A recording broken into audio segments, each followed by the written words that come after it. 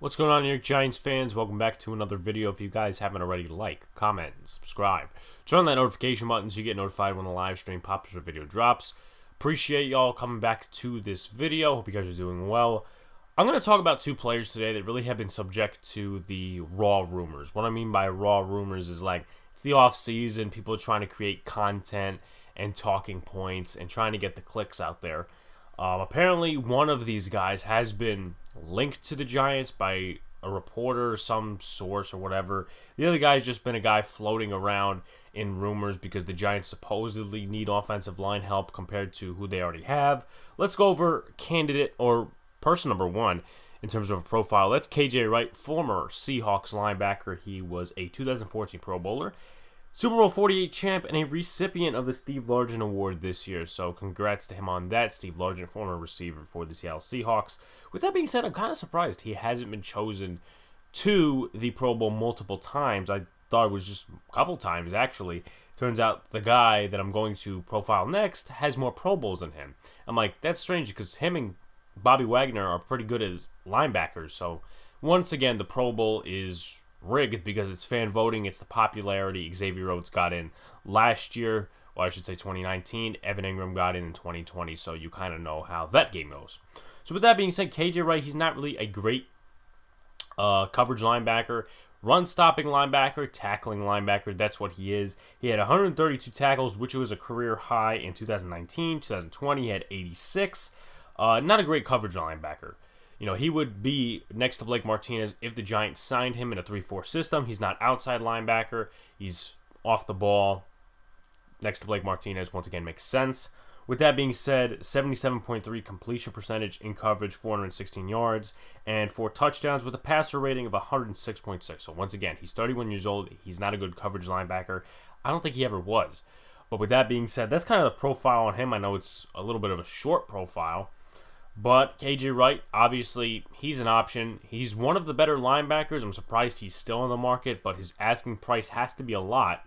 And once again, 31 years old. A lot of teams are opting to draft rather than just go out in free agency and sign all these linebackers and players overall and build through their systems. But once again, KJ Wright is like one of the top free agents out there. Also with Richard Sherman, Trai Turner, who is the second player I'm going to talk about. So let's get into him. Trai Turner has been really that guy that the Giants fans have been talking about for a while. I'm not opposed to him in terms of like, oh, he's a bad player, this, that, and the other thing. Well, that's not really my reasoning, and it's going to be my reasoning for not wanting him for both players at the end. We'll talk about it. So, Trai Turner, he was traded in an injury-riddled trade to the Chargers last year for Russell Okung. Okung was the left tackle for the Chargers. Before that, I believe the Seahawks had him. He's been with multiple teams. Both really can't stay on the field, or both couldn't stay on the field in 2020.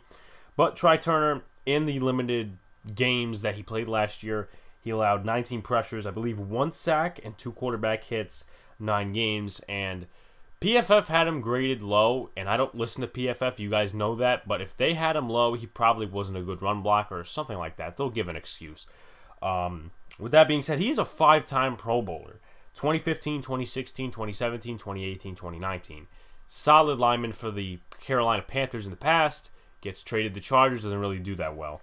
And in 2019, he gave up 5 sacks, a couple of pressures in 13 games total. So obviously he is reliable. And I know we're only 4 minutes-ish into the video, but here's my message. Giants fans, I think we need to cut the bait here in terms of, you know, what we want and what we don't want. Obviously, organizations don't listen to the fans. We're not the Mets because Steve Cohen likes to take a lot of fan questions, put them out there on Twitter. Let's put that aside. With that being said, let the young kids play already. You know, we've been so impressed in the last year and a half with the drafting, the coaching, and whatever. Shane Lemieux, Blake Martinez, Cam Brown, Carter Coughlin, the signing of Reggie Ragland, the drafting of Tate Crowder. I get these two players are very good players. Trai Turner, he's still, I believe, 29 years old, so he's fairly young. And KJ Wright, he's still good at 31. But we need to let the young kids play. This is an advanced era of sports where you don't build through free agency, you build through the draft. And if you're going to keep compiling veterans over unestablished players who could be good, then there's no point in drafting. You might as well just go out and sign everybody you can in free agency. The Giants have already had a great free agency. Adoree Jackson, though I'm iffy on that one. Kyle Rudolph, Kenny Galladay. What more do you want out of this team? You know, we already have a stacked outside linebacking core. Our inside linebacking core is not too depthy, for a lack of better words, but you don't have to cut that many players on the inside. You got Devontae Downs, Tay Crowder, Reggie Ragland, Cale Garrett. There's a couple more that I'm probably missing. Carter Coughlin, who moved to the inside in minicamp. So, you know, can we trust the players for once? Like, we were talking about Carter Coughlin, you know, and Tay Crowder being steals of the draft last year, and now we're talking about, okay, let's bring in KJ Wright. Once again, I'm not doubting these players and saying that they're bad players or they're too old or whatever. But you know what? Can we stop scratching for content here? Can we stop scratching for, you know, every player on the roster or every player in free agency, excuse me? Let's let the kids play. We're never going to see this offensive line at its best and at its fullest talent, for a lack of better words, if we're going to keep signing veteran after veteran after veteran. Zach Fulton may or may not start the season at left or right guard. If we're going to go off minicamp, then he's not starting the season at one of those positions because they trust Shane Lemieux at left side, and then the right side is going to be Will Hernandez. Fulton, yeah, he gave up 10, 11 sacks last year. That's why he's going to be probably on the bench if the Giants keep him after the preseason, which honestly I think they will. So why would we add Trai Turner? Just because he's the flashy move? Why would we add KJ Wright and go all over these linebackers that we spent draft capital on? You know, listen, once again, I get it that these are flashy players and that it's the offseason, we're thinking about things, we're dreaming, we're hallucinating. But my point is, if Carter Coughlin and Tay Crowder come out to be good players this year, I think a lot of Giant fans are going to work in reverse on their stances. Oh, I didn't want KJ Wright. How are we going to know what these players are if we never give them a chance? A lot of players last year didn't get the opportunities. Like O'Shane Ximines, he didn't get the opportunity because Kyler Fackrell was signed, Marcus Golden was brought back, and Lorenzo Carter was the star of the outside linebacking core. They drafted over him. Obviously, in my opinion, he won't see the opportunity. I think he might get cut after the preseason, despite any injuries, or I would say pending any injuries. But my point is, if we choose KJ Wright over any of these linebackers we have drafted from the last 2 years, how are we going to know if they were a steal or not? They could be a steal somewhere else, and we will never know that because, hey, we trusted a veteran. And I get it. Once again, we're going into a win mode situation, but I'd rather have young players that are on the steps to be steals of the draft rather than a linebacker who's good, by the way, on a 1-year contract or a 2-year contract or whatever, and the season totally fails, and then we have to do cap casualties and trade all these players because right now it's not a championship or bust season.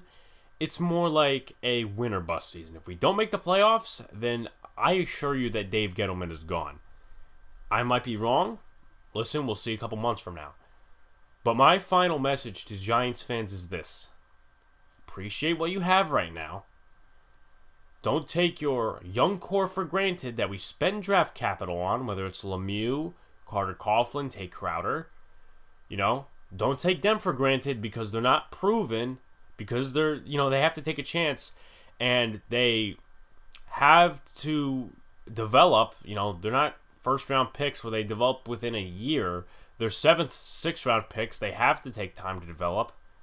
So my message is be fine and adjust to the roster we have right now and stop being picky. Because if you want to be picky, you could go be a Yankees fan. You could be this fan, that fan, this fan, that fan. Not going to rant on it. This is kind of a calm rant, if anything, a message, whatever. It's dead time in the offseason. Everyone's trying to find a topic to talk about. Everyone's trying to get riled up over something. Football is a short time away. Training camp, preseason, full capacity stadiums, they're coming back. And I will be at Giant games. But my point is, adjust to what this roster is going to look like and actually have faith in your young players that we spent draft capital on rather than just going out and signing a free agent. And a lot of people are comparing, the Logan Ryan thing. Logan Ryan was only brought in because Xavier McKinney was injured. That's the truth. We wouldn't have signed Logan Ryan if Xavier McKinney wasn't injured. This defense may have looked different, whether it be for the better or the worse. I think it will look a little bit worse. But once again, no injuries happened as of right now. So stay put, appreciate the roster, and hype your young players. With that being said, guys, if you haven't already, like, comment, subscribe, turn on that notification button so you get notified when the live stream pops or video drops. Boys in the Big Apple, 8:10 every Monday evening. A lot of topics to talk about. Yankees recap should obviously be out against the A's series. This is going out at 12 p.m. Sunday, so I hope you guys see it. If you don't, come back and see it at a different point, and also watch some of my other videos. I've been coming out with some Giants content lately, Yankees, whatever. More topics along the way through this dead time of the NFL offseason. With that being said, guys, peace out, stay cool, and see you later.